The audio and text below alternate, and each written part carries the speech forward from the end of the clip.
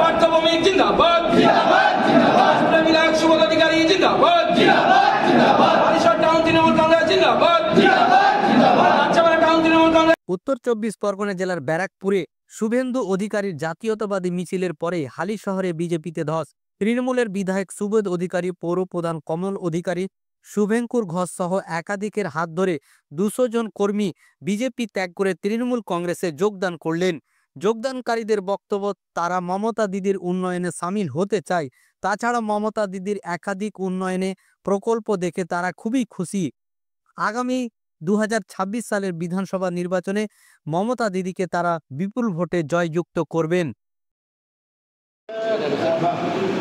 কথা বলি, আমরা সকলে কিন্তু হিন্দু যারা রয়েছে, এবং দেখুন আমি মনে করি ধর্মটাকে রাজনীতিতে নিয়ে আসা উচিত না। বাংলার মানুষ কংগ্রেস সরকার দেখেছে, সিপিএম সরকার দেখেছে এবং তৃণমূল কংগ্রেস চলছে, সেই জায়গায় কিন্তু একবারও কিন্তু আমরা এই বিভাজনের রাজনীতি করি।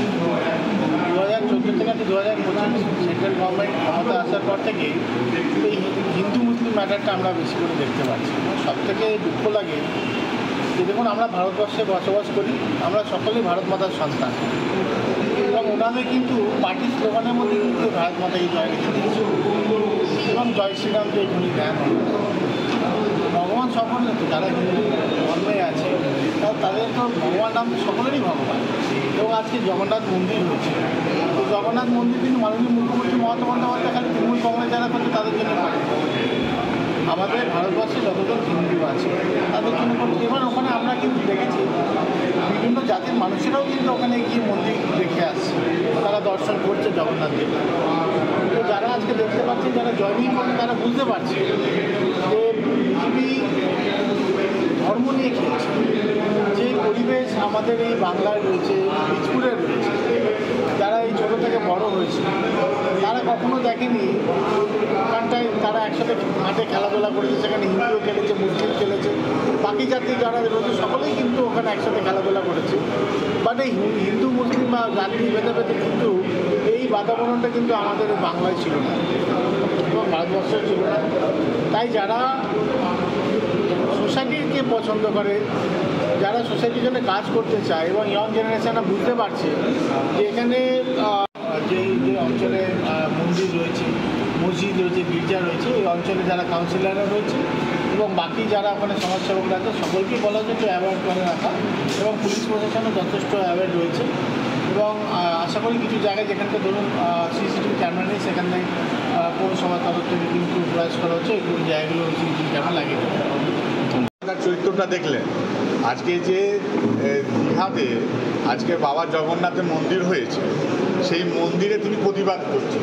এটা হচ্ছে বিজেপি সনাতনী হিন্দু, ওটা আলাদা হিন্দু, মানে ওইটাতে ওটা তো সবার জন্য হয়েছে মন্দির, আর জগন্নাথ মানে সবার, তিনি প্রতিবাদ করছেন। তো তার থেকে তো এই আশাই করা যায় তারা তো ওই ভাঙার জন্য রয়েছে। সেখানে আমি ধন্যবাদ জানাবো, আমি অভিনন্দন জানাবো কি অ্যাকচুয়ালি যিনি বিজেপি করছেন আমাদের দিলীপ ঘোষ মহাশয়, তিনি সেটা সেই জন্য ভোটটা দেখিয়েছে কি আমি তো মন্দিরে গেছি, আমি হিন্দু মন্দিরে গেছি, আমি তো প্রতিবাদ করতে আসি, যারা আসেনি। তো দেখার থেকে তো শুনেছেন আপনারা আজকে দিলীপ ঘোষ মহাশয় যে কথাগুলো বলেছে, সেই কথাগুলো ওনার দলের মধ্যেই বলছেন।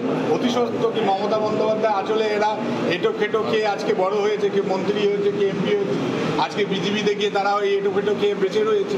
তাদের শুধু হচ্ছে নিজের স্বার্থ, নিজের ধান্দা, তারা মানুষের কাজে আসেনি, নিজের আখের গুছাবে যায়, যেখানে পাবে সেখানে তারা যায়। দাদা বিজেপির তো চেয়ারম্যানের বিরুদ্ধে অভিযোগ তো বিরোধীরা করবে, কিন্তু আসল কাজটা তো তৃণমূল কংগ্রেসের সৈনিকরাই করে।